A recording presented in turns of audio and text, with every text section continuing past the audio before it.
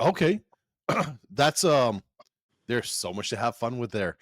What's what was it about COVID that said, you know what, this not-for-profit thing isn't working? Kind of like Elon, not Elon, but Sam is saying, look, obviously, you know, this not-for-profit is working. He's thinking to kind of go to his for-profit model. What was it for you? Like, It what was was it? Yeah, no, what was it? So it was, to a certain extent, it was a combination of things, and to a certain extent, COVID was the last straw. Okay, so we were headquartered up in Illinois at the time, and I don't know how much you or your audience follow the financial status of the different states, but back in the late, whatever that decade is, in the beginning, in the teens, the early teens, Illinois was ranked 50th or 51st, and yes, I know there's only 50 states. Hence the joke. In terms of their financial stability, okay, there were times where they weren't making, like right behind Panama. Exactly, yeah. They weren't even making at certain times like payments into the state employees' pension funds and stuff like that. It was a cluster, what they're financially for the state. It's gotten a little bit better, but it still is not good. They may be up to 49th kind of thing, but I still think they're probably at number 50. So a lot of our funding was coming from state grants that we just weren't receiving. So we had to kind of scale things back, had to go out and, get a JOB kind of thing, that kind of, and then when COVID hit, it was just like, you know what, there's a better way of doing this.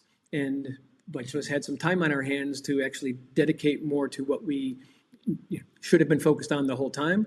And that's when we decided, like, you know what, let's start over, basically. So I like to say we're a startup that has history. So we launched the for-profit entity in the basically in Q4 of last year. So we're less than a year old. Oh, congrats. Good for you. That's exciting. And coming in October, you have this fundraising stage. Let's jump into that a little bit, right? Because I don't know how much I should or shouldn't share. Obviously, none of this is financial advice, right? This are two great guys having some fun here, and I do want to kind of I'd like to see you get some funding and have some fun with that. So good missions deserve it. But tell us about this fundraising system. So for those of you who aren't familiar with how business fundraising works, so this isn't a donation, okay? We're not talking about, it's not the nonprofit type of a thing, right? So we're in the part of the project where it is called your angel funding. It's it's pre-seed. So we've we're not established. We don't have 5 years of revenue behind us, that kind of stuff. So this is where you have the ability to make multiple times on your investment, because you're getting in at the ground floor, and when it goes, and you get in your seed round, and when you go public, those are the people. It's like, yeah, I got into Apple when they were out of Steve Jobs' garage, kind of stuff. So that's where we are, and that's one of the pitch lines that I use when I talk to people. Is like, imagine if you had invested in the Muppets when they were first created. So there's a similar opportunity that's in front of you now. So to quote Eminem, will you capture it or just let it slip? Okay. So what we're doing is we're looking for those more institutional investors who are going to be putting in, $50,000, $100,000, but through there's a platform that's called Wefunder, which is legal crowdfunding for equity in a company. So people can actually get started with us for as little as $100. Obviously, the more you put in, the higher your return is going to be once we get that next round of funding, once a TV show hits, which we haven't really talked about yet. But once the brand gets fully launched, this is going to take off like wildfire. And we've already got people, I said, internationally, who are saying, like, when you're ready, we're ready to promote you over here. Awesome. So it's kind of one of those things in my world. It's like, this is a big gamble, but possible huge return, a lot of fun. And yeah, you're not giving your money away. Good chance for some money come back. Good chance to lose it all, but you're helping a good project, right? For the kids. Come on. So tell me a little bit more what's going on. Cause I've seen a lot of different stuff you have essentially a mission to bring to schools.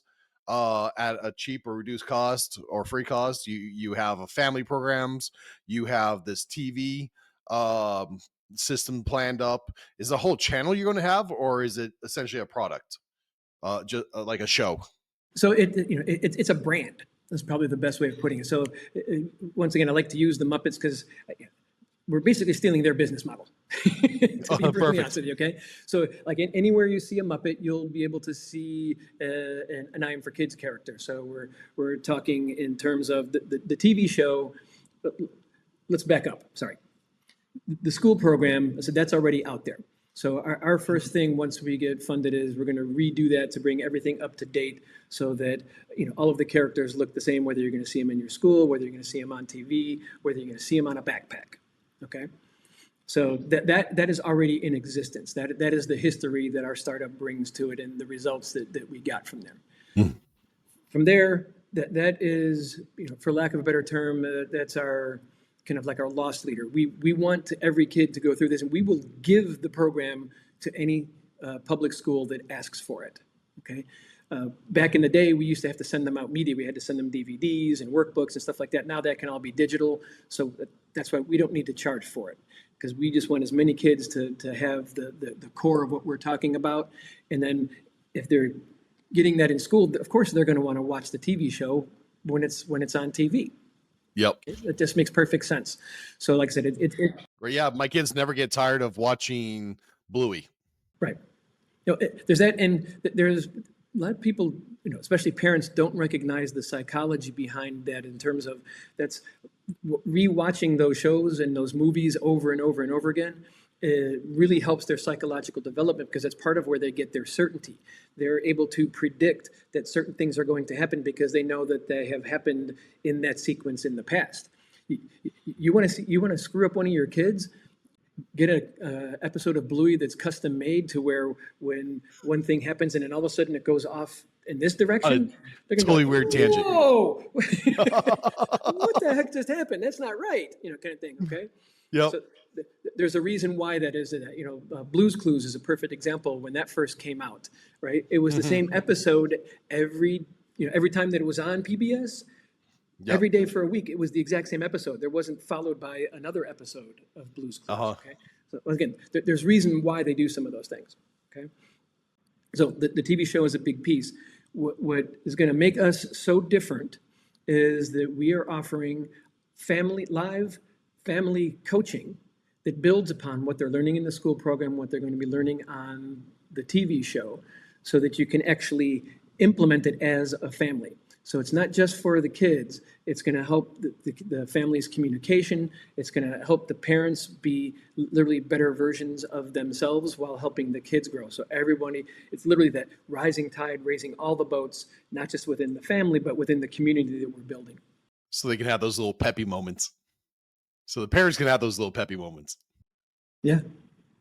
Awesome. And if you guys coming in late, the little peppy moment is where Papa Peppy used to be assistant coaching and bringing in, and anytime he wasn't around, the head coach would bring in his son to help get involved and to play and to lead the team in defense. And they were just kind of bragging about him one day after the was it after a game or was it just kind of after the season? This was after the season. Okay, so after the season, they're just bragging on it.